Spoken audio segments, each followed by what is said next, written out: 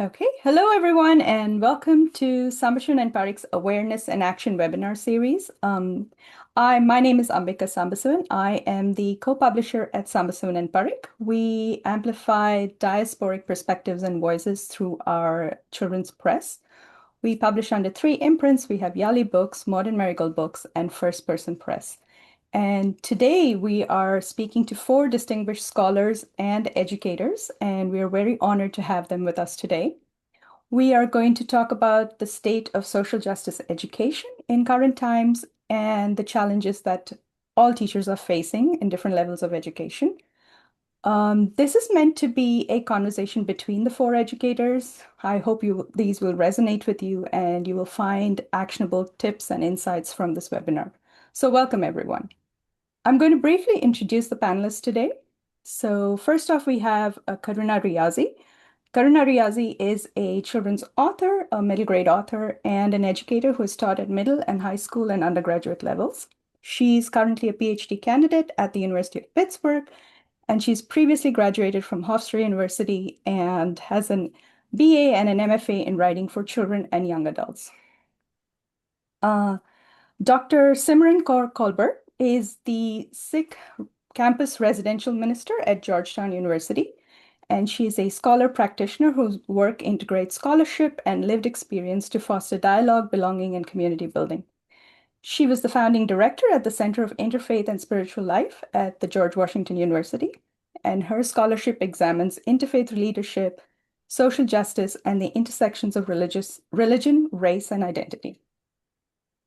Dr. Imandeep Kaur Garewal is a distinguished scholar and educator dedicated to justice, joy, and healing and liberation.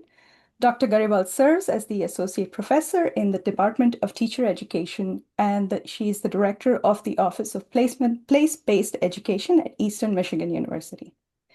She has also founded Sikya, a program supporting girls exiting poverty. And she also directs the Next Scholars and Hope Partners program, which supports students from historically marginalized communities through mentoring and innovative learning experience. And finally, we are also honored to have Gayatri Sethi. She is a cultural worker, educator, and caregiver. She's connected to multiple diaspora communities in South Asia, Africa, and the Americas. And with heritage roots in pre-partition Punjab, she was born in Tanzania and raised in Gaborone, Botswana. She identifies as a polycultural, multilingual, and interfaith educator. And she is the author of Diaspora-ish, a book that we are the proud publishers of. So welcome, everyone. And I'm going to let Gayatri take over, and then I'm going to catch my breath. Thank you so much for curating and creating this space for beloved scholars and kindred, all of you, to join us in this conversation today. I have been really having individual conversations with each of you about the challenges we face as educators and creatives. These seem to be unsurmountable at times, and some of us are really struggling individually. So I thought we would curate this space, and hopefully those who tune in the future at whatever time they do find something meaningful and uplifting in our conversation. So that's the intent of bringing us together. And thank you with all my heart for joining me and for being really supportive of me and Diaspora-ish and our press who's hosting this conversation. I thought we would begin by really naming some of the challenges we're all facing. And feel free to give examples from your current, work that you're doing. Let's get a handle on what is kind of the range of challenges that we might face in our work currently. How about Karuna? Why don't you begin? Absolutely. So I'm trying to keep myself from rambling because I just realized I could speak to it both from the publishing side, that middle grade writing, especially from like a brown and black author is facing, and also from the graduate student side. So I'll start from the graduate student side, and also previously what I saw in the field before I left teaching middle and high school ELA. It is an incredibly difficult time. I am always reminded by like my Black family members, especially those who are educators, of which there are many in my family, that, there have been times like this before where you had pushback and you had like, higher ups, like, surveilling and checking what you're talking about and worrying that if you talk too much about marginalized folks, that you're going to bring negative attention to the university or you're going to isolate some particularly outspoken undergraduate student, which has happened in a few recent cases with educators where a student was, kind of taking on this role of, oh, she spoke about something I didn't like, so I'm going to go and I'm going to complain and I'm going to like bring in certain like, conservative news outlets and I'm going to make this a big problem. And usually the school does not support the educator. Been particularly stressful for me as a graduate student because there is a lot of like, you know, there are a lot of lack of protections for graduate students already, but then it becomes particularly like, even if we don't protect you, you have to protect us. So we're going to check your syllabus. We're going to constantly check in with your advisor. There's a constant pressure about, being a quote unquote student in good standing without much explanation sometimes about, what that actually looks like and how much respectability politics are into that, sort of aspect, to the point where I am incredibly grateful that I do not have to teach this fall for particular reasons within my institution. But there are other students who are particularly marginalized students, particularly students who are brown and Black descent, who are very apprehensive about teaching because they feel like, they're not sure that if they are called into a meeting and it's like, there's going to be some issue with something that they want to teach that actually has no issue at all, except that it's bringing like, some sort of discourse or some sort of like, decolonial aspect or, some sort of anti-racial aspect that they feel is going to get some pushback, that who is going to be in their corner. If a student starts complaining, or like, makes some sort of to do in class, are they going to be respected and upheld as an educator, or is it suddenly going to flip back to them as a student who can be punished and disciplined in some way or had funding removed in some way? So there's a lot of tension there already within an institution that, I daily remind myself and remind others that, like, like every other institution in this country, it was built on slavery, it was built on white supremacy, and we really cannot be surprised that the brown and Black students will feel the brunt of that. It's never actually been a safe institution for us, as much as it can try to encourage us that we have the ability to speak about things in certain ways, or, even thinking about my own research and thinking about ways that, I really feel the ache in myself to like, code switch, but I am in a predominantly white institution.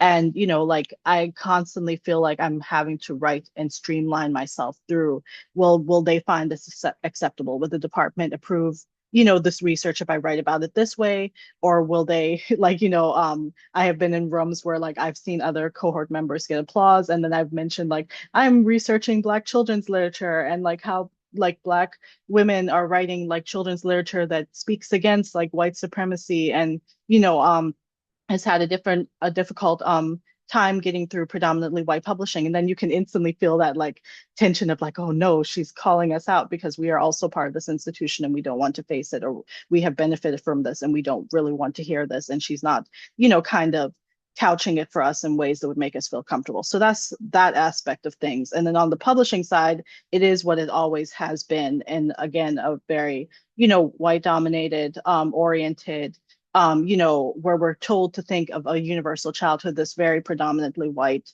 and now increasingly conservative white child is supposed to be thought of and expected to speak for.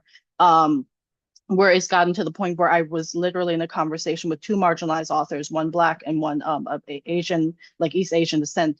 And the East Asian descent author is a debut author, and was asking the two of us who have been in the industry for much longer about the state of middle grade, for instance, and traditional publishing at least. And it was advised that you might not want to come into there anymore because of the book bans, because of how publishers are not protecting authors, because of how many people are like losing money, because of like lessened school visits, lessened library invitations, because those institutions have been hit so hard. And the people who are particularly championing like sort of like, these sort of narratives that don't usually get heard have been hit so hard or pushed back on so hard that there's not much hope coming from there, that is going to actually reach those readers, especially if they're in certain states where there's like, so much young reader surveillance that they're not even going to be able to find it on their own anymore.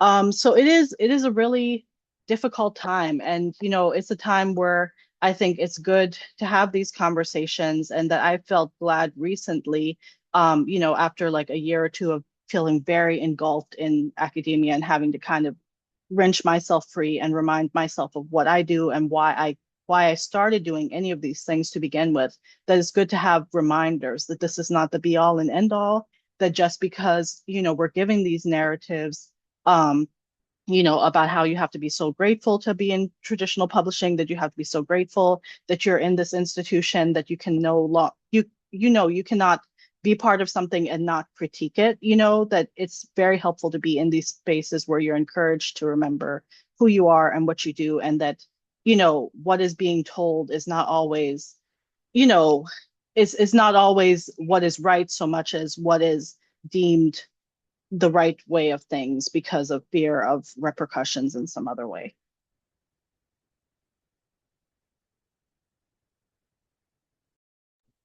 I truly appreciate you laying out, sort of the landscape of educators and writers in this really clear way, and naming that we might be dealing with book bans, we might be dealing with curricular suppression, we might be dealing with colleagues who are surveilling us, and also we're dealing with top-down political suppression of our curricula, as well as our syllabi, as well as what we're supposed to do and say in the classroom. So not just the curricular level, but also we're being surveilled in how we show up in our classes. And I heard some of those mentioned by you, and I'm wondering, Imandeep, whether you have any resonance with some of these things that we've identified so far.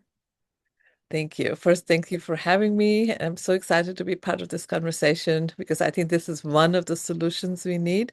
So I'm just going to go forward to say this is the solutions we need. We need spaces where we can talk and kind of, sort of collectively make sense, share hope and courage. So I absolutely did, Karuna, particularly that one phrase you said, who are you, right? And this is one of the reasons I really so deeply connected with both Unbelonging and a newer version of Diaspora-ish, right? Because in the center of this crisis is also the opportunity, but also the absolute call to say, what am I going to do? Right. And I'll say this, that I immigrated. So I was born and raised in India. I came to the United States as an international student 36 years ago. And I chose. I mean, at that point, it was a pretty brave thing for an unmarried woman, to just say, I'm going out of the country for a higher ed. I was very fortunate to have a father who completely believed in the power and potential of education. And we call him the true feminist. But one of the reasons I left India was patriarchy. I wanted to have an identity as a woman. I wanted to be worth just myself. I didn't have to want to have worth because I was associated to a man, whether it was my father, a husband, a brother. That was okay to be a woman and have and deserve dignity and respect. And I remember coming to America. My first job was at Eastern Michigan University. I love Eastern. It's my home. And I came to Eastern as an international student, and I was so shocked that on the university campus, among all the deans, there was one female dean, and she was suing the university for unequal pay. And it was like the rug got pulled under my feet because I was always under the illusion. And for those of the listeners who were born and raised outside the United States in the 80s and 70s, that there was this story we all kind of bought into, that this was the land of the free and the equal and the brave. And so you come here and there are first experiences of inequality that you escaped your country from. And I think I will not deny that these are difficult times. But in a sense, these difficult times have always been there. They've just been hidden.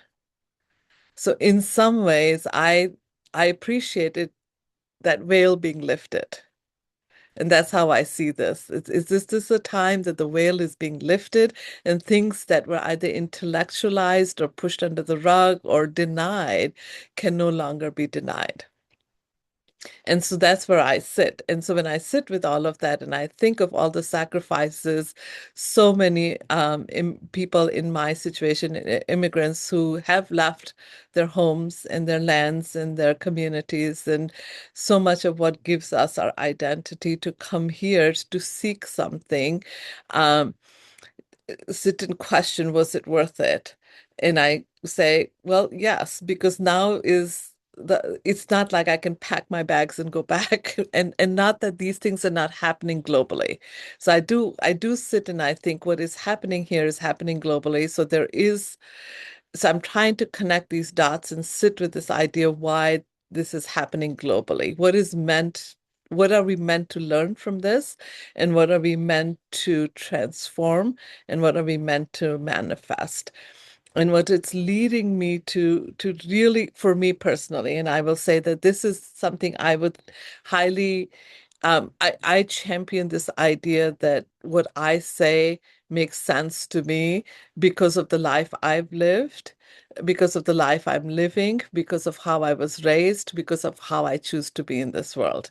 And so that work that is needed is so essential, is that figuring out who am I? Right? While I am a Sikh woman, I do not practice Sikhi the same way maybe Simran does or anyone else does, right? That was what I love about Guru Nanak, who's the founder of Sikhi. I just think he's, oh my goodness, he walked all the way from India to Saudi Arabia and to Iran, walked and walked back and talking to people and learning. And that's what Sikhi is about. It's about seeking and learning. But this really need to get to know ourselves and to remember.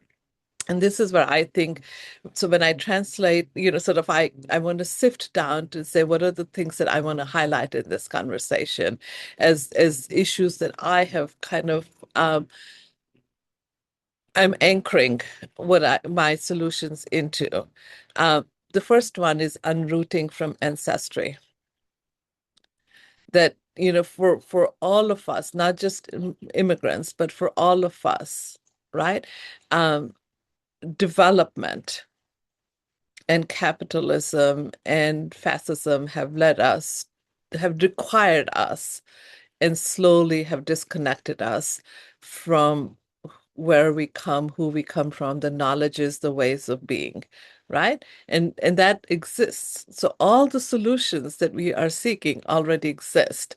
Our primary responsibility becomes to remember. And I use the African philosophy of Sankofa, right? And to looking back and saying, how do we connect back to the wisdoms of our ancestry? I think the second struggle is being really, for me, highlighted during these current times is our disconnect from spirituality. And I think that became very obvious. And I don't mean religion alone, but spirituality. We cannot deny that all of us have a soul. Human beings or living things have a soul, not just human beings. Living things have a soul, but in the separation between state and church, I think spirituality became anonymous with religion, and there was that absolute separation between, and the spiritual life of children, of human beings, got kind of shut down. And in our and I think that spirituality, for me, I have a very strong faith in my religion. I feel like it gives me a root and an anchor so that when a storm like COVID comes, I will move, but I'm not unrooted and swirling in the storm. I stay rooted. And this idea of what is rooting each of us. And I'm not saying that's the only thing, but I do think attending to the soul. We talk about soul food, we talk about soul music, we talk about soul stirring, but in education, we never talk about the soul or even the heart or the love, which is essentially what makes us human. And the third, very obvious, is this. Well, two more. So one is hyper individualism, right? And hyper individualism, the disconnect from community, right? And anything to do collaboratively or collectively, because efficiency has been so pushed forward. Let's make it quick, let's make it efficient, let's make it profitable. And the cost of all of that has been, the lack of a community, of collaborative work, of conversations. I always say everything I do in life is a collective endeavor, which means it is not quick. It never is, because getting 10 people, I did a research study that had 13 people on the research team. Try coordinating schedules, try coordinating ideas, but also then connecting. And we said, what if we don't use a rubric, but we use our somatic responses as a guide to shaping the work we did? It was pretty radical. It was so, it was a lot of labor. Like, we would just stay up until, crazy number of hours to just get to that moment where all of us said, that's what we're trying to say. That's what we want to do. So that somatic response. And I think also the shift away from the inner life. I think the idea that we are so busy and focused outwards that inwards, and Sean Jinrai just wrote something about why one of the reasons he thinks DEIJ work was not able to get rooted or be as successful as it needed to be. There are many reasons, we all know that.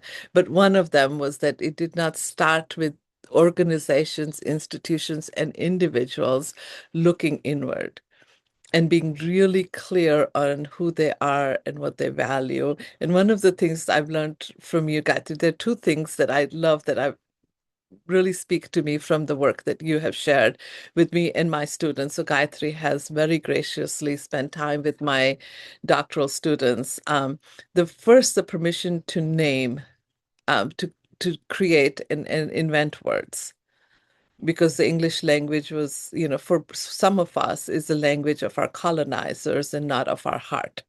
And so when we are speaking in English, how do we invent words that can be from our heart and from our culture and reflect? And the second one is the lexicon. What are some words you use regularly and how do you define them? And I think that's the kind of inner work, is to have that level of clarity that Sharon Salzberg said, to be sure-hearted. Like, how do you do the inner work so you can be really, really sure-hearted? And I think once you have done the inner work and you are clear on who you are, what you stand for, why you stand for it, and then comes the courage, right? Then comes the courage to say, these are things I will stand for, Har Maidan Fateh, and others I will let go because they are going to exhaust. And part of that has to essentially be healing. And I think in education, particularly post-COVID, if we do not attend to the healing of the parents and the students and the teachers and the administrators, the system will continue to crumble.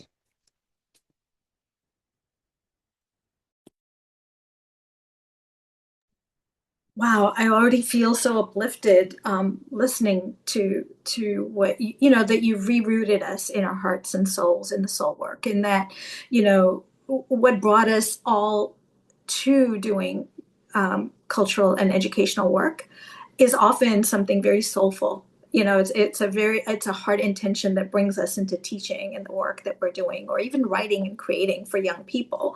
It's very rarely for external accolades that we enter this kind of work. And the soul of teaching work, co-learning, as I call it, that as teachers, our responsibility primarily is to commit to a lifelong of learning and co-learning, throughout our lives. And what you've really just honed in, that feels like a soul balm as a recipient of what you shared, is just remembering that in each of these challenges, there is embedded a set of solutions. That when we look only at challenges, we risk nihilism. We risk quitting the work that we entered with deep intention. We committed to a lifelong of co-learning, and then these times are making us all want to quit.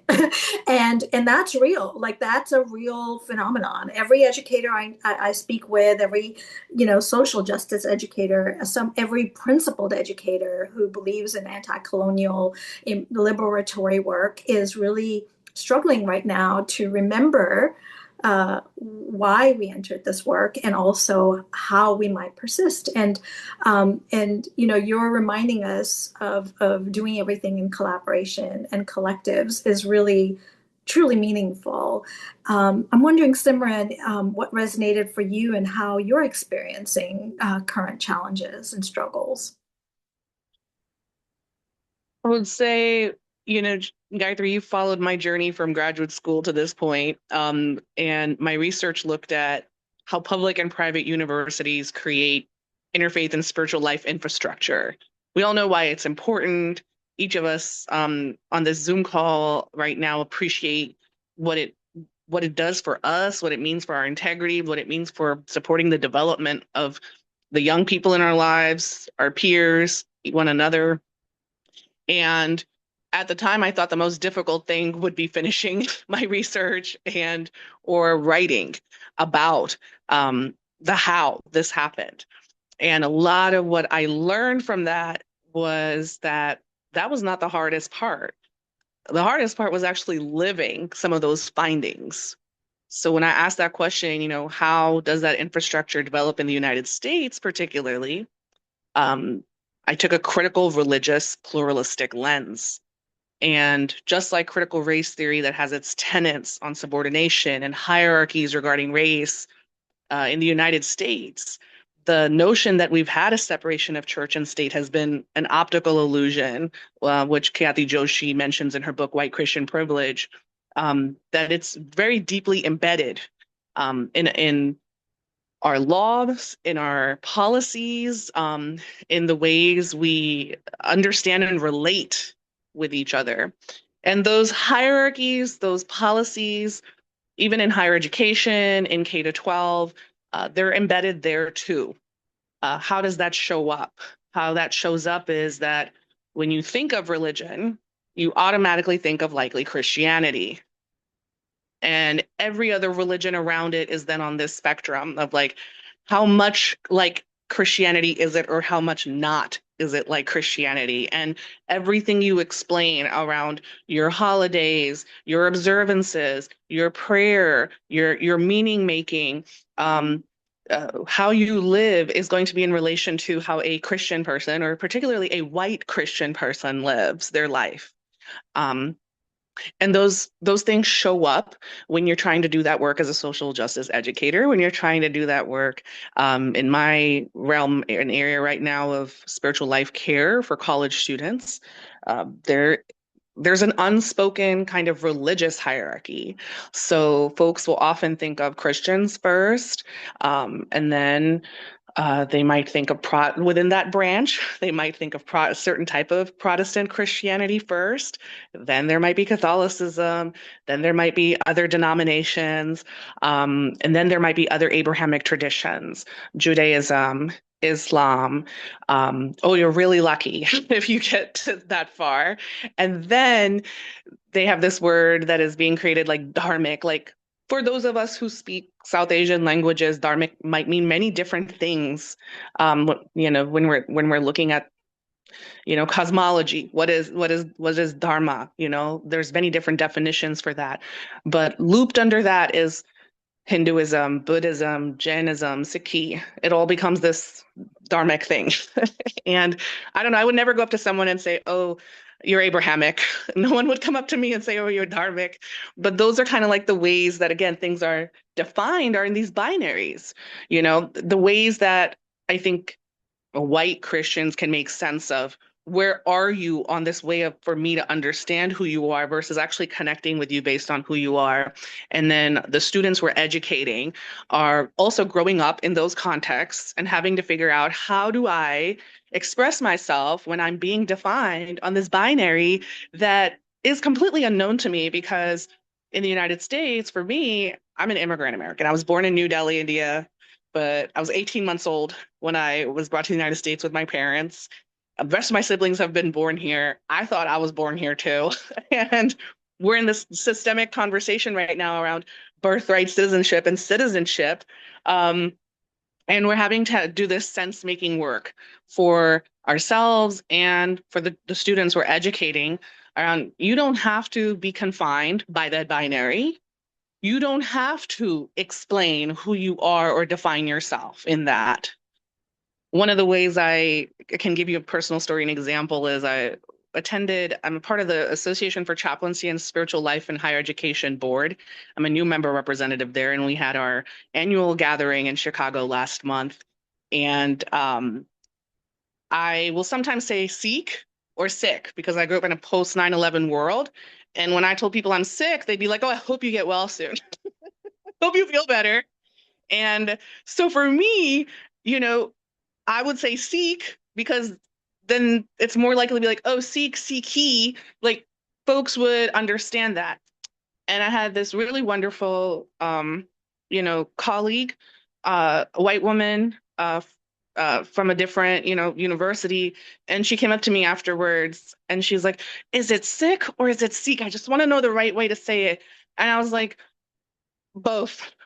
Because I was like, what I don't want is any college student to feel like they have to say it a right way or not, because growing up in New York City, coming of age after 9/11, I know I had to negotiate that tension.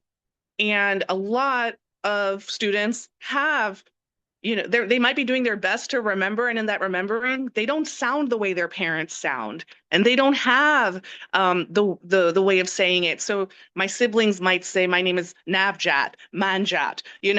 In Punjabi, it's Navjot, Banjot, but that's how they grew up. And so if we can remove that judgment, right, that is also a way to coming back to yourself and speaking with integrity, because that's your lived experience.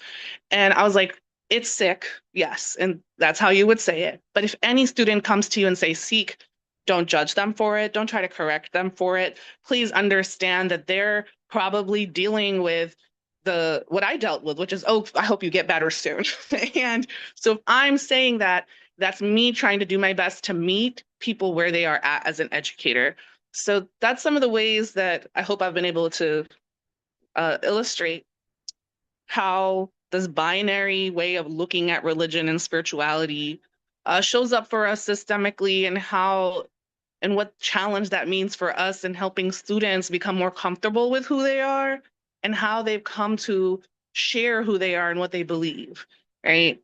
And the biggest thing for me, particularly with the work for Sikh students, is sharing with them, you don't have to define who you are by what you're not. So never having to say, I'm Sikh, I'm not, insert whatever here, Hindu, I'm not Muslim, I'm not, no. You can just say, I'm Sikh, I'm a follower of Guru Nanak's teachings. Here's where you can get more information about it. And you can leave it at that. Or you can, you don't have to explain, you don't have to do that work. So that's where I'm situated right now in terms of the ways I'm seeing our country kind of dismantling all the work that was done to even show this diversity. My husband is African American and Christian, and the Pentagon recently shared that they only have a certain list of religious beliefs now. And I was laughing because I couldn't cry. I'm like, Sikh is on there, but the African American Methodist Episcopal Church isn't on there. The Disciples of Christ is not on there. My husband is Disciples of Christ. My mother-in-law is a Disciple of Christ minister. And I'm like, what world is this in which I grew up being like, people need to know who Sikhs are, and yet African American Christian traditions are being erased. They have no place to go, even though they've been here. They've been doing this work of liberation in spaces that even serve, sadly, American imperialism, right? So those are some of the dynamics that I'm really wrestling with. I'm trying to figure out, how do we teach students? How do we show solidarity when we're asking so much of one another to learn what it means to be a religious minority, when we haven't done the work of understanding the diversity even within dominant religious groups, for instance?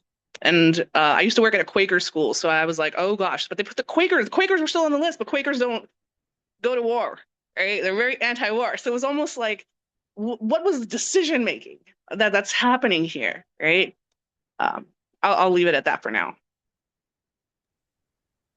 So much of what you shared kind of resonated for me and also made me like rethink a few things. One of I think our collective undertakings as educators and cultural workers is to do the sense making that you spoke about, Simran, right? So we have to have the capacity, whether it's formally in the curriculum and in the teaching plans and the lesson plans or not, to be able to make sense of what is occurring in the world, right? Some of these dynamics like imperialism and colonialism and racism and white supremacy, some of these things, we have to be able to make sense of how they're showing up for us in our day-to-day living. And when I was still formally in the classroom, I would constantly do that, right? Is to hold space. Whatever was happening, we would begin class. If the class was about gender international development, it didn't matter. Or whether it was a course on conflict resolution and human rights, that would be obvious, right? Where we could then have a conversation about the US going to war with Iran, but even if it was a course about global children's literature, I would still do the same practice of naming the time and place, right? Like we're currently in occupied settler colonial lands of the Muskogee peoples today, and we just had a notification today from the so-called White House that we can no longer speak about indigenous colonialism in the Americas as genocide today. That came down. So being able to situate ourselves in time and place with our co-learners requires that we do that with ourselves, that we have an internal set of practices in which we root, to use your words, right, Imandeep, and we root in our own spirituality, in our own bodies, in our own somatic energies, and are constantly plugged into what's happening in the world, not just your town, not just your school district, but rather like globally, right? Like to be able to say the curricular suppressions that we're experiencing are actually mirroring that. In Kashmir, the University of Kashmir, as of this week, we can't teach Kashmiri history because of apartheid from the Indian state towards the people of Kashmir, right? Like we can be able to say these things. And in Diaspora-ish, that's what I attempted to do, is to exemplify how it is we can take these larger systems, fascism, imperialism, and be able to speak in sort of accessible, hopefully, ways, and to use that same language to do sense making and meaning making for ourselves, whoever we are, however we're identified, right? However we identify by faith or race or what have you. And that work is, to me, it requires a duality. It requires at once being really connected with all of the systems of oppression that are impacting our lives, right? Like being real clear. And then in order to do that, we have to have this almost psychic clarity. What Lara Shihai, I'm reading her book on psychic militancy. It's like having the psychic militancy like Frantz Fanon had, to be able to name those systems really clearly and then be able to connect with our co-learners and with the kind of spirit of care that all three of you have identified, to be able to say, okay, so this is how we are embodying, living, struggling with and against those same things. And do that sense making for us is more important as social justice educators than anything we teach in the curriculum.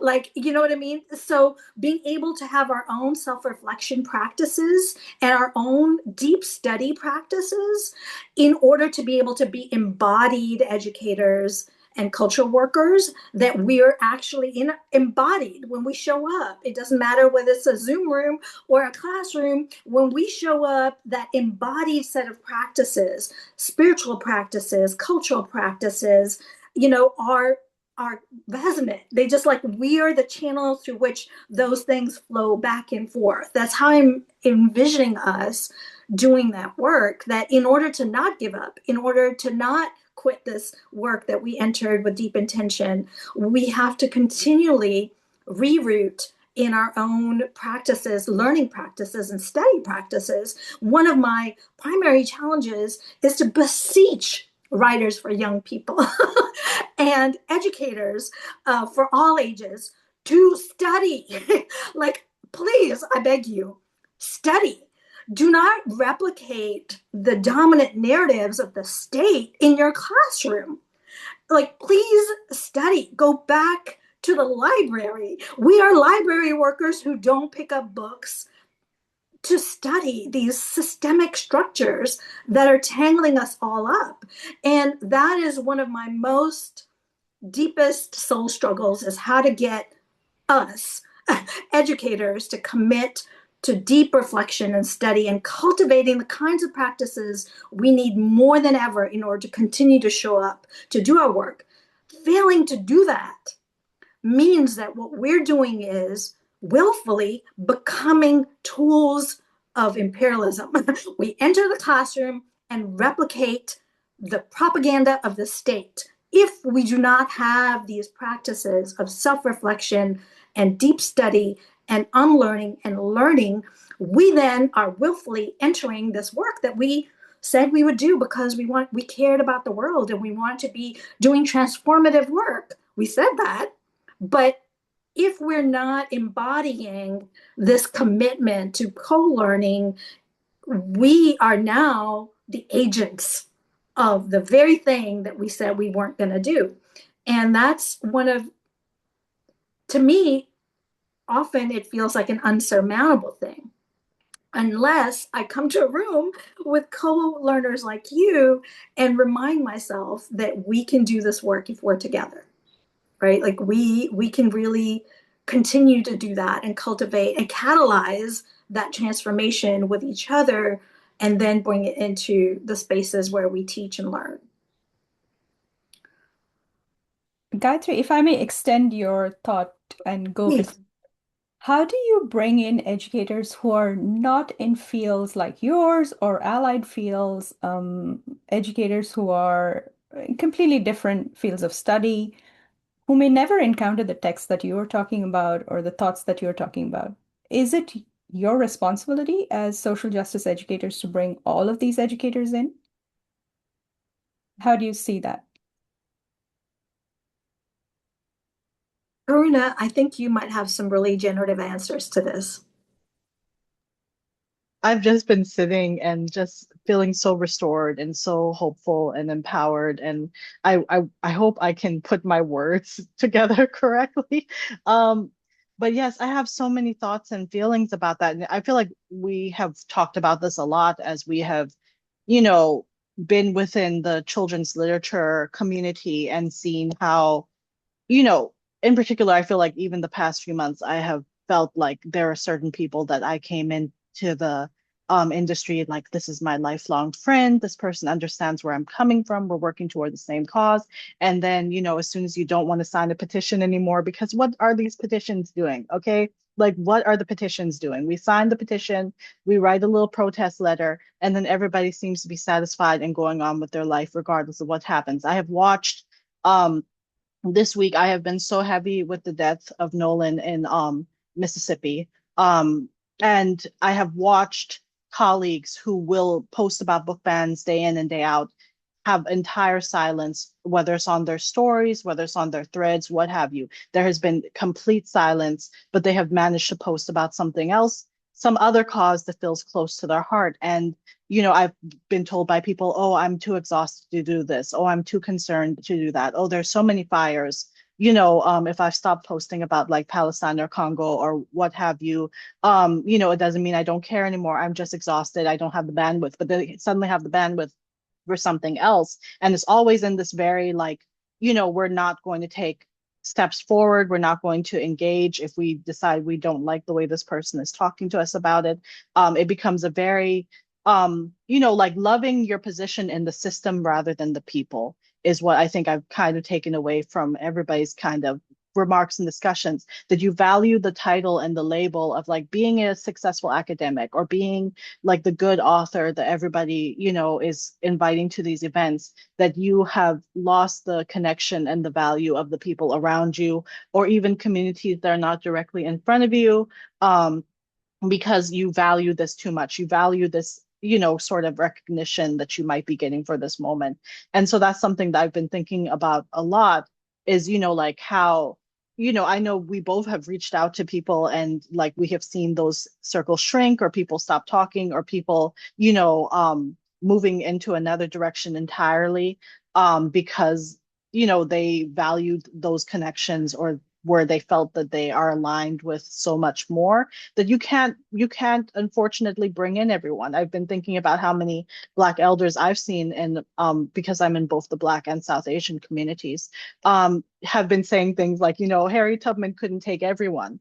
She knew that she couldn't take everyone, because some people didn't, their heart, they couldn't divest from, you know, what they were leaving behind, you know, like, and like she tried, and she had to leave it in their decision. Are you afraid, or are you going to come? And that's not casting judgment on the people who stayed. There are people who had such complex, painful stories. There are people who didn't want to leave their children. There are people who were scared of the unknown, that, you know, like they were all enslaved. Like, I'm not going to cast judgment on any of those ancestors for what they might have decided in a moment and then regretted later. But she also knew that sometimes you just have to move forward with whoever's able to grab your hand in that moment and just say, come with me and let's go and let's do this, you know? And maybe other people were doing different things, that she said, okay, you do your thing, and this is what I know I am moved to do, so I can do this right now.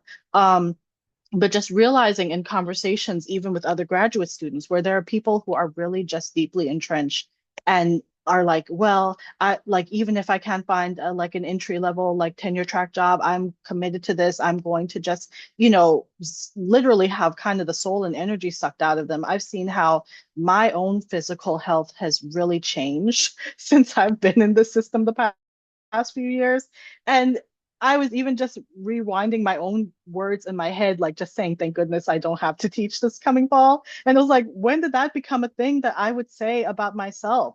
When I taught middle and high school, I had such a toxic boss at the time, and I still valued that, and I still look back at that time so fondly, because I had such a connection with the children, because we had such good times together, we had such good discussions. They still reach back out to me, and most of my kids are like either graduated from undergrad or finished now. So it's like, it's been years, but like, you know, they still kind of reach back out to me and they say, oh, I remember this, or, oh, you like helped me consider this. And it was still some joy there, even if there was a lot of like stress and anxiety and pain about that job. And that unfortunately, some of the adults in the job weren't supporting me as well as my students were. And that we had this sort of genuine classroom community that I don't feel and find, you know, in the like kind of structure of academia, where we're given this promise that, oh, you're going to find like-minded people, you're going to find open-minded people, you're going to find people who put the people first. But then it really becomes like, when you try to have these discussions,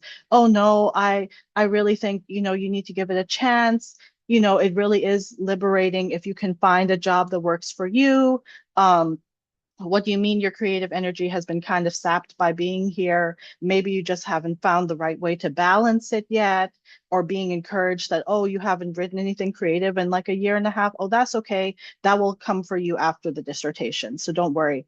I mean, I'm not worried. I feel like at my heart, my creative identity, and like we were just discussing about knowing who you are and why you're here on this earth and what the sort of work you actually want to do. I know that's going to come back for me. And I'm actually feeling in a good place of knowing, after like a year or so of despair, that, you know, I'm always here, no matter what the system makes me feel like, or what like a certain stressful time is going through, you know, that will pass and I will still be here. But it's still just like this sort of denial of the fact that, you know, recognizing that someone is saying that the system is turning me into something that is tired, that is just bent on labor, that is having to just like go through these rote motions, that isn't fully able to connect with the students, and the students are increasingly becoming distant from us, and our colleagues are becoming distant from us because of this love and reliance on AI to think and talk for them, so you're not talking to other people anymore. it just becomes really frustrating. And then you just really come to the terms with the fact that sometimes you just have to keep it moving and you have to keep looking. And sometimes it's frustrating when you feel like you're the only person in the room, but then you enter circles like this and you go, okay, there really are other people out here who are identifying the problems, who are concerned about the way things are going, who are going back to the roots and are saying, yes, like I think what was the word that was just said a few minutes ago, like soul work and like going back to the roots and thinking about, spiritual, like being spiritual and actually identifying with people instead of like processes and formulas, and how AI is kind of engaging with this sort of detachment because it's like, I will tell you exactly how to speak to this, but it doesn't fill in for like if you actually care about having these sort of uncomfortable human discussions, and actually wanting to do that work. I feel like this was a very rambly answer and it was just me kind of venting for a few minutes, but it really is something that has been on my heart recently, that sometimes not everybody is like, like Black elders and my grandma in particular will say skin folk ain't kin folk all the time. Like sometimes you really have to search and dig deep and find the people who actually are listening. And unfortunately, not everybody's going to listen, but we still try, but we also have to sometimes accept that that's taking more of our energy and is turning us sometimes even into people that we're not trying to make that connection or be pulled into these systems where it's like, well, you have to educate no matter what, but you're educating in a certain way that's not actually getting anyone anywhere. No, I think you definitely did answer the question, and I'm also trying to wrap it up in a way that someone could walk away with an actionable insight or tip.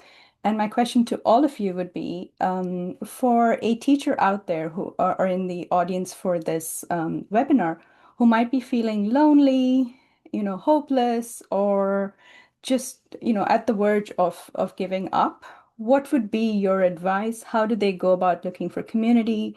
How do they go about looking for support? Or should they build that themselves, and how should they do that?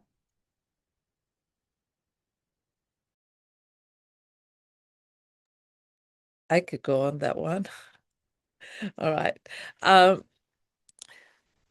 think so. One of the things that I have been, in trying to negotiate this space, there are some things that I have chosen to commit to doing, right?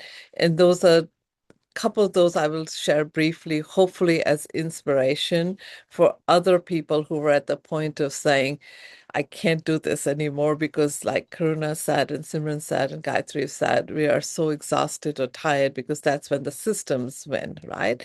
And so how do you step away? And I always use this analogy of like feeling like I'm caught in a dryer and the dryer keeps going faster and faster and hotter and hotter. At some point, I have to shut the dryer and step out of the dryer, take a deep breath, right? And so I think the first thing, like I wanted to go back to what Simran said about dichotomies, right? And there are dichotomies, and I loved what you said, Simran, about giving individuals the agency to decide how to name and deal with their experiences.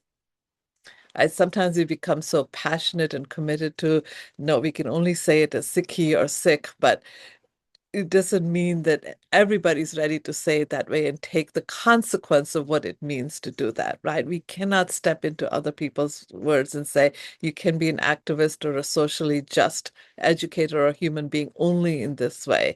Everybody is at a different point of their journey, right? And so I kept thinking about this and thinking about Sikhi in my life, and I've decided love is the answer. It's a very simple answer. So I'm actually written up a love theoretical framework for education that I am now presenting at conferences as a literal say, like one of the things in what Gayatri was saying, like communities of learning, I think we have to call them communities of unlearning. Before we go learning more, we have to unlearn what years and generations have taught us, right? How do we unlearn so that we can connect to our heart? I love saying this, that our ancestors always knew we have three brains. We have the cephalic brain, the heart brain, and the gut brain. And they functioned in this world where all three brains were constantly equally valued and involved in life decision making.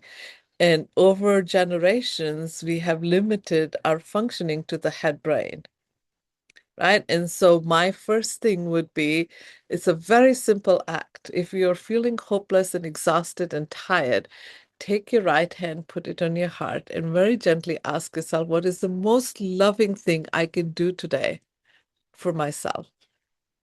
Just that. What is the most loving thing I can do for myself right now?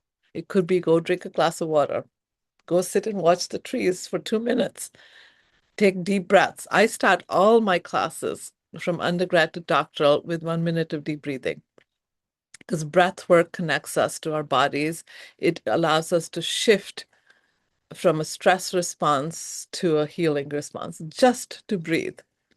Incorporate that practice. Just breathe for a minute. Anytime you feel like, whoa, I'm out there, I'm really passionate, I'm too tired, I need caffeine, I need to do this, just start with taking a minute, put a timer. I tell my students, just put a timer.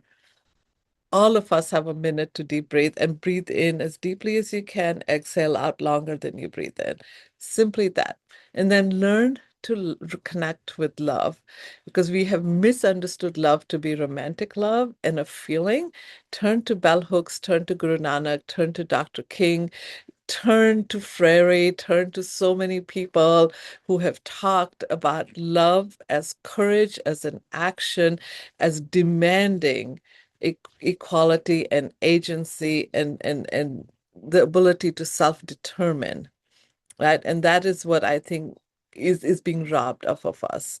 And that self-determination only comes when we take the time to go inwards and then create a practice, right? And I've really tried to raise two young boys who will have a practice very different from mine that helps them get rooted in this world, right? Where they can go back and connect to what it means to have a life worth living.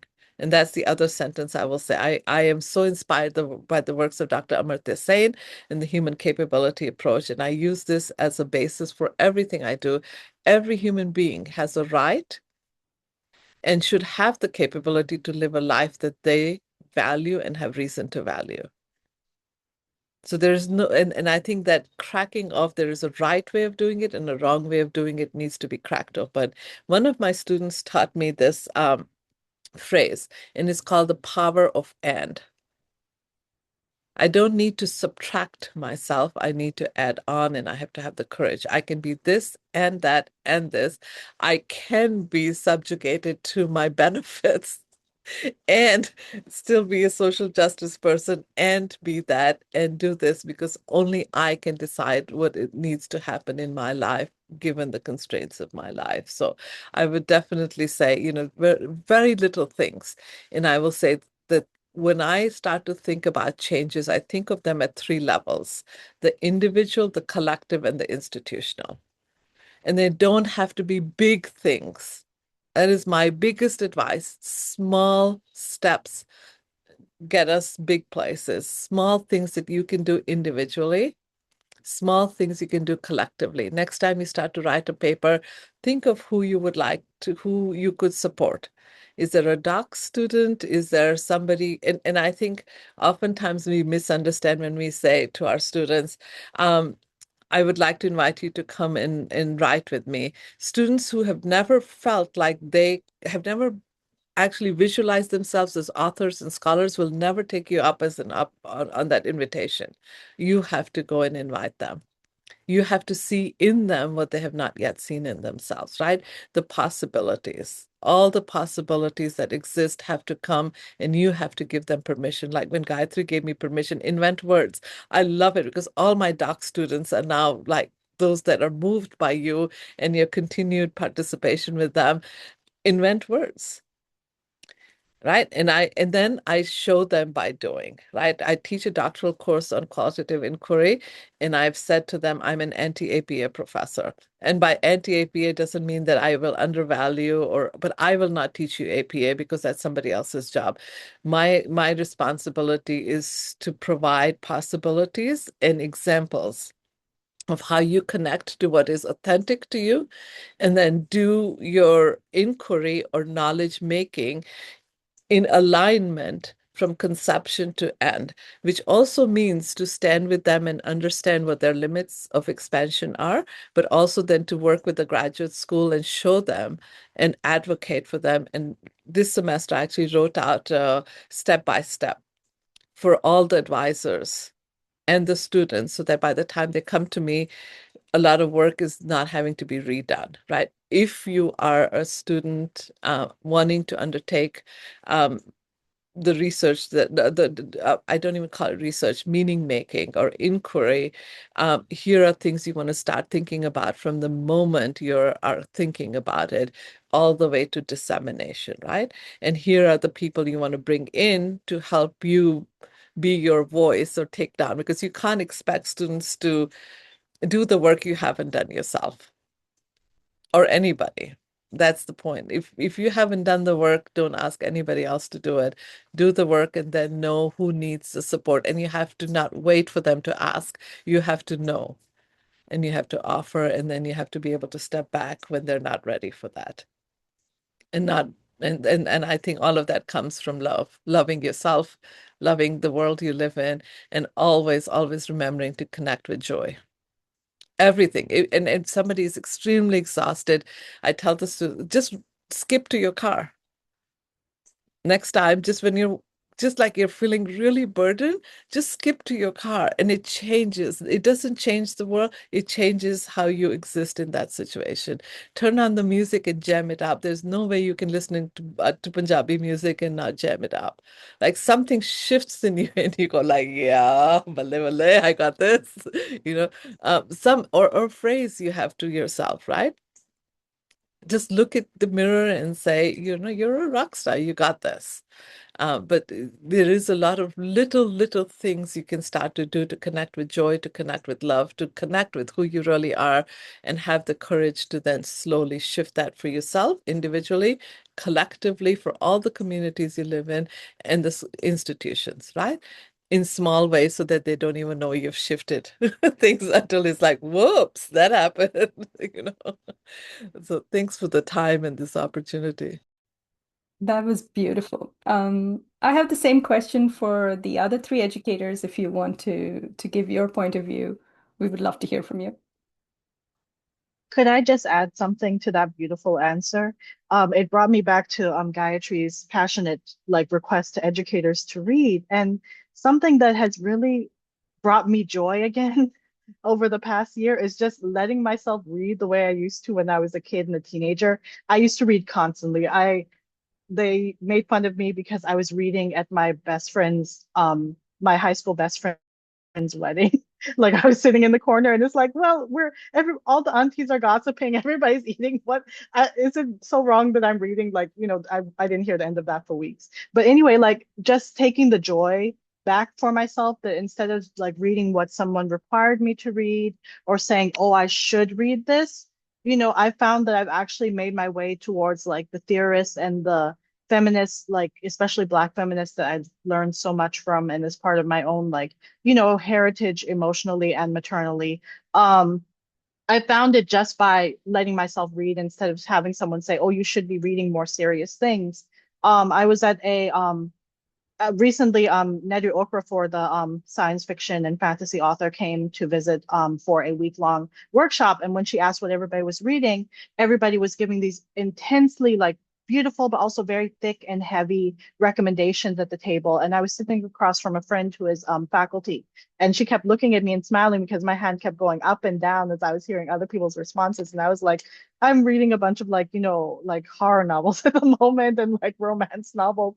And you know, I wanted to share those, but there wasn't like a moment because everybody was talking about how powerful this very painful and sad, but also very important and needed memoir was. And I was at the table going, I can't emotionally, I'm not at that place right now, but I am reading other things that I would like to discuss. And so when we reached our break, the friend turned to me and she was like, you know, why didn't you say something? And I said, well, first of all, a lot of other people were talking. I was very cognizant of the fact we were headed into the lunch break. I didn't want to like, you know, interrupt that. But I did want to kind of open up a space for people who aren't reading what everybody else is reading, these like very heavy, very thoughtful.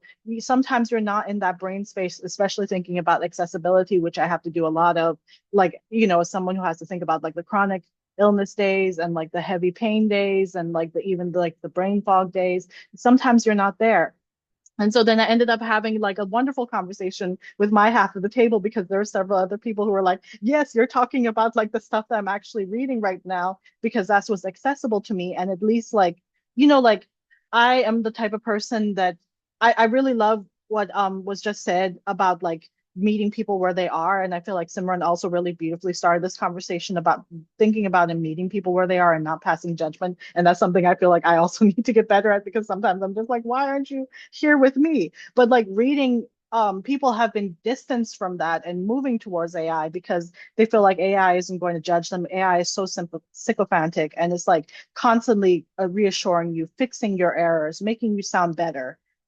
Or so people might feel, and several of my students have told me this, who said that they use AI ethically. And I tried to get one student who I really like to explain this to me, like, sir, what do you mean like ethical AI use? Like, what do you mean that you're using it ethically, as opposed to non-ethically? But they feel like there's an acceptance there, there's a lack of judgment there. And if you can just get people to move back to what they really enjoyed when they were younger, or, like even like was just said, like skipping down the street to your car, like without this judgment that is constantly part of how people interact with each other. That even when I've taken out that, you know, self-imposed, self-internalized judgment on myself for like needing to take a nap or wanting to watch a cartoon instead of something serious for a few hours while I work on something in the background, like just reading for pleasure for a few hours instead of saying, oh, but I have to get through this many chapters of this. Sometimes if you read the one thing,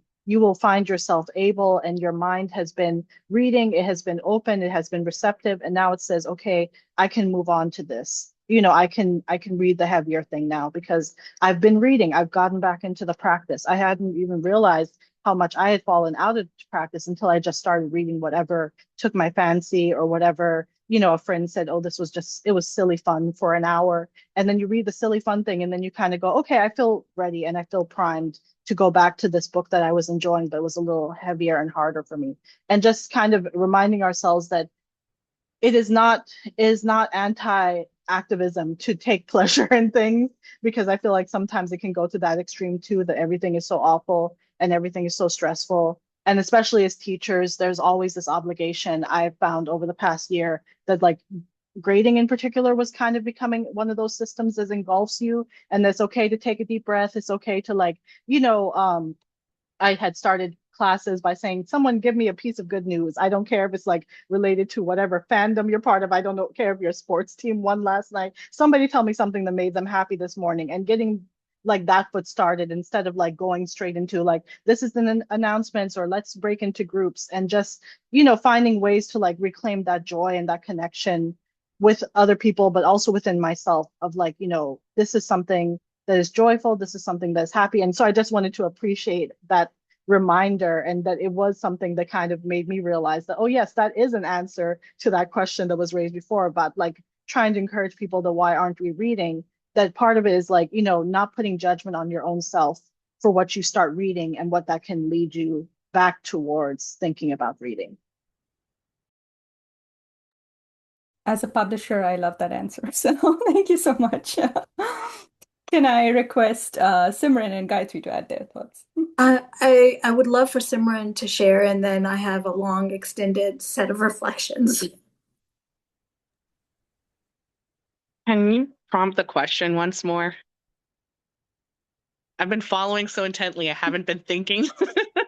We are asking you for your guidance or advice for an educator out there who might be feeling lonely and hopeless and perhaps at the verge of giving up. What would you say to them to continue to build community or to find community? So I have a confession to make. I had a wonderful conversation with a colleague who's at Indiana University, Dr. Wazir Mohammed, international educator, and we'll call him Waz lovingly. And I told him I don't want to be a social justice educator anymore. I said I didn't choose this. I don't want this fight. I don't want to go into a Maidan and have to say Fateh. And he looked at me and my husband, he was like, you don't get to pick this. I'm sorry to tell you, like, you don't have that privilege. You don't get to pick.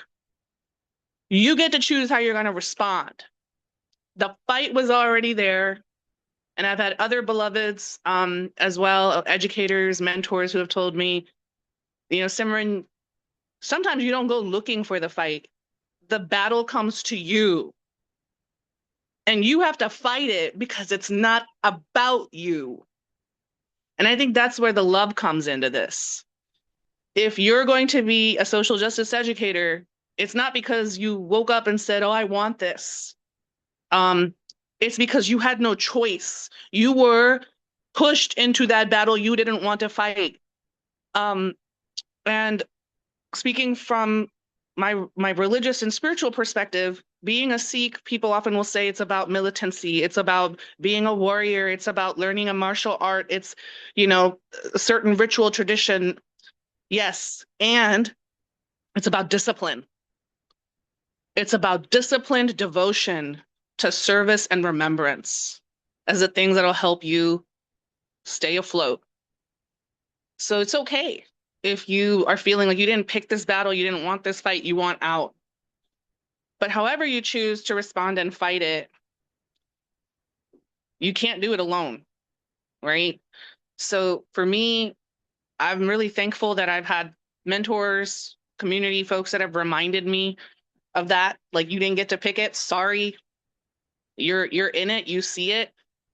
Those of our students, our family, our network that don't see it yet, who are like, oh wow, like, I can't believe these are the things you're pointing out to me. I've never dealt with it. It's like, no, you're dealing with it every day. You're just not seeing it. Like that veil that was mentioned earlier by those of us on this call. So that would be my advice. Like, it's absolutely okay to admit that you didn't pick this. This is not what you want to do. There are other ways that you'd like to live your life. I loved seeing the way my mom grew up, and growing up, she was a homemaker. She had a stay-at-home life. She was also educated, and she loved that. She loved that. I'm getting at a point in my life where I'm like, I would love to just stay home and have my husband just work and I just focus on making dal and having a really happy daylight. I want daylight hours. I'm shifting at that point and thinking about those kind of things too. Meanwhile, my husband's looking at me like, I'm getting late to work. You need to drop me off now. You want my daylight hours. So those are some of the things and complexities of, like, how generationally we're shifting as well, right? And but also in this context of where women are being told this image of whether you can be a trad wife and that's the right way to be a woman, right? And so those are, again, these things that as women educators on this call, we're likely dealing with, our students are seeing as well. But I would say, look, like, accept those heavy feelings, accept sometimes that it's a heavy shield to carry.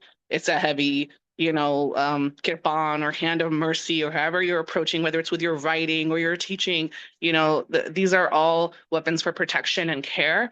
And to be proud of that. And yeah, we didn't choose it, but we got to win it, and sometimes it feels like you're losing, but the winning is in the fight. The winning is in engaging. The winning is in the teaching. The winning is still showing up. The winning is still speaking up. So hold on to that meaning and definition of victory and fateh. It doesn't always mean that you're going to get everything you want or that you will find that justice. But it's, again, that discipline you have and that knowing, self-knowing you have that cannot be removed from you, no matter what. And that's a real, it's not anything that an educator can pass down to anyone else they're teaching. I think people will have to walk through that fire and figure it out for themselves, how they're going to deal with it. And all we can do is hold space, be present, and share our own testimonies. Really appreciate that. And I think that's Kar Har Maidan Fateh is, I think you don't get to choose the Maidan. I think that is That is the key thing there, and that's fascinating. Gayatri, if you would Yeah.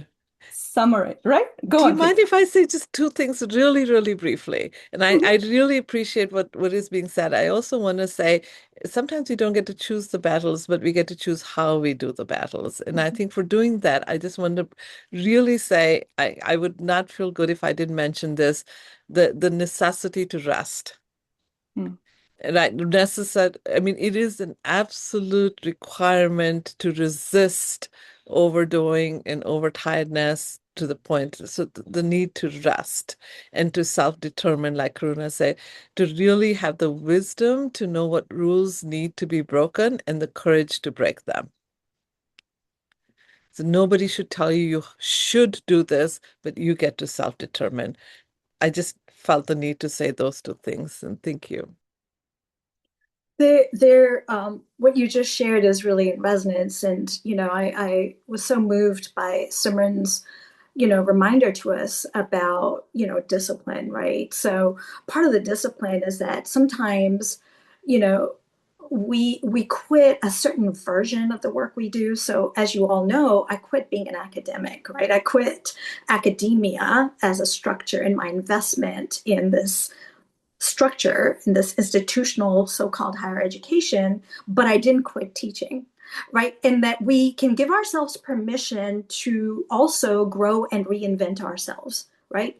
I think it's okay for educators who are at that verge, of quitting to entertain quitting, but not give up on the work. There's a to distinguish that our long-term commitment to co-learning and being co-learners can look a lot of different ways. It can look like, becoming a volunteer like Simran, right? It could look like me trying to become a cultural worker who's underemployed and underpaid, but continuing to do this work of being a public educator outside of a traditional classroom. So it's to me, what I also want us to bring to discipline and commitment and not quitting is also discernment. I want to offer us the idea that, that wherever we are, like what the Maidan looks like, what the fight and the struggle looks like, whether we choose it or not, let us bring discernment to what kinds of fights we enter, because some fights are deliberately set up to create our exhaustion and our quitting and our exit. And so having discernment not to enter those, but having discernment to know what your principles are. Is it going to be a job or is it going to be azadi? I pick azadi. Is it going to be, accolades and success in the traditional academic form, or is it going to be azadi? Well, let's see. What did I name my firstborn child? So, like having discernment about our principles, while committing to continuing to do the work, giving ourselves permission to evolve and change up and invent, right? So we aren't just inventing words, Imanji. We're inventing new ways of doing our work. We're inventing work. Literally, there are no jobs to be had. Karuna and I know because we keep track of what kinds of job opportunities there are, and it's looking grim. It's really looking very grim. Simran knows. And so what we have to do is give ourselves permission to reinvent and invent new kinds of work collectively. So, I know I really, there were 3 C words that came up for me. Simran was going in the D direction, so I had to go with discipline and discernment. But there were 3 C words that came up for me. And again, AI wants us to think in threes, but humans think in multiplicities and abundance, right? We invent words. So there are many ways that we can bring our own human sort of, quirkiness to everything we do. And so what I really wanted to do was to invite, all of us here in this space and also who might be listening in the future to cultivate courage in collectives, right? So cultivate, it's slow, like Iman was saying, like it's slow. It's, we don't know when we plant a seed and cultivate the soil and enrich the soil with, whatever. Like as educators, that analogy of being gardeners often comes to me, right? Like we don't know what's going to grow out. A lot of what I say, the work of educating, broadly speaking, is like gardening. You plant seeds and you plant them with love and care, and you tend to them and you cultivate this, and we don't know what that stalwart tree might be under whose shade we will never get to sit, but we have enough faith and courage and commitment that we continue to cultivate, right? So, but the gardening isn't restricted to a curated garden. It could be in the forest.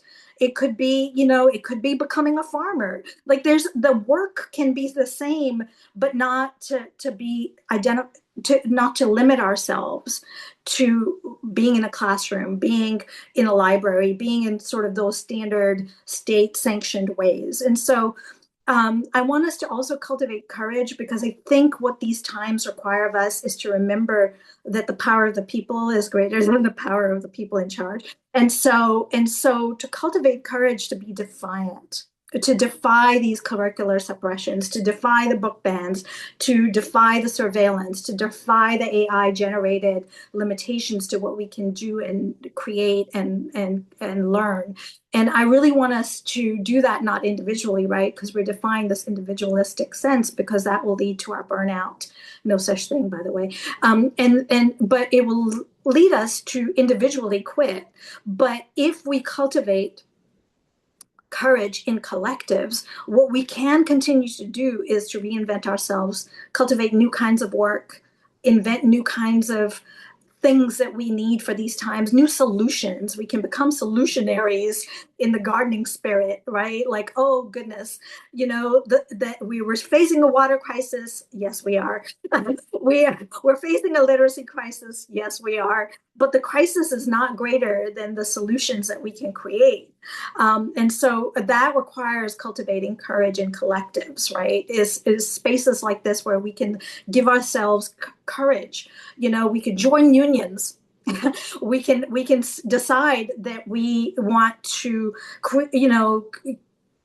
create new kinds of learning spaces. We can decide that we want to defy the APA rules for writing. We can decide that we don't want to go with publishing as is and become publishers who publish unconventional kinds of work. So there's a lot of potential, I think, that we face here, but it will require us, I think, to be defiant, to have the spirit of courage, and also to remember to do it together, to collectives, not alone. Thank you so much. I want to add one more C in that conversation. I'm so grateful and honored that we were able to have this conversation today. It's been wonderful. A very big thank you to all those who joined us today, and to our panelists who have taken so much time out of their schedule. We've just been blessed. I mean, it doesn't matter what field of work you're doing or what field of study you are in.